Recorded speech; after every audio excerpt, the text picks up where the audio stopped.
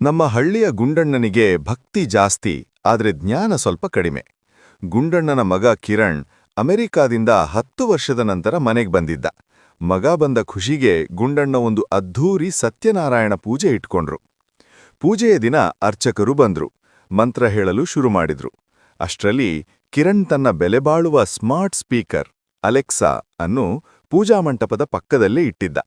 ಅರ್ಚಕರು ಪೂಜೆಯ ಮಧ್ಯೆ ಓಂ ಗಣಪತಯೇ ನಮಃ ಎಂದು ಜೋರಾಗಿ ಹೇಳಿದಾಗ ಪಕ್ಕದಲ್ಲಿದ್ದ ಸ್ಪೀಕರ್ ಅಚಾನಕ್ಕಾಗಿ ಆಕ್ಟಿವೇಟ್ ಆಗಿ, ನಾನು ಗಣಪತಿ ದೇವರ ಬಗ್ಗೆ ವಿಕಿಪೀಡಿಯಾದಲ್ಲಿ ಓದಬೇಕೇ ಎಂದು ಇಂಗ್ಲಿಷ್ನಲ್ಲಿ ಕೇಳಿತು.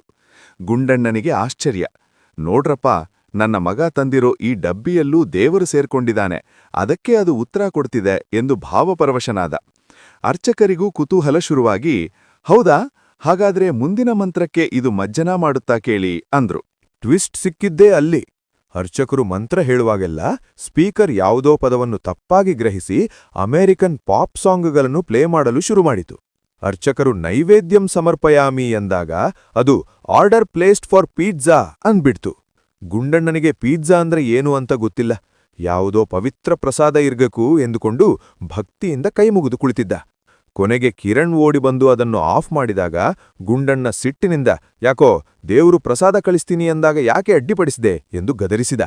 ಸ್ವಲ್ಪ ಹೊತ್ತಿನಲ್ಲೇ ಡೆಲಿವರಿ ಬಾಯ್ ಬಾಗಿಲು ತಟ್ಟಿದಾಗ ಪೂಜಾ ಮಂಟಪದಲ್ಲಿ ಕದಳಿ ಫಲದ ಬದಲು ಚೀಸ್ ಲೋಡೆಡ್ ಪಿಜ್ಜಾ ಪ್ರಸಾದವಾಗಿ ಹಂಚಲ್ಪಟ್ಟಿತು.